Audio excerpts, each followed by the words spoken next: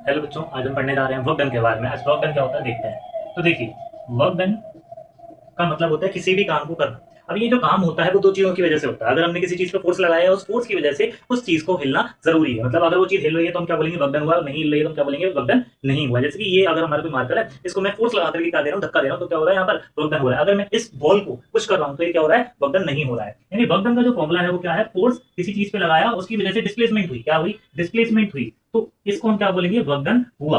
ठीक है, एक फॉर्मुला और होता है इसके अलावा दूसरा फॉर्मुला क्या होता है, एफ एस कॉस थीटा। क्योंकि ये भी देखा जाता है कि एंगल कौन सा लगना है। पता चले एंगल लगेगा इसके और मेरे बीच में कोई एंगल लगेगी ना, जीरो लग रहा हो तो कॉस थीटा की वैल्यू जीरो हो जाएगी। मतलब ये समझिए, एंगल भी जरूरी होता है। वर्क डन जो होता है वो तीन टाइप का होता है, एक पॉजिटिव, एक नेगेटिव और एक जीरो।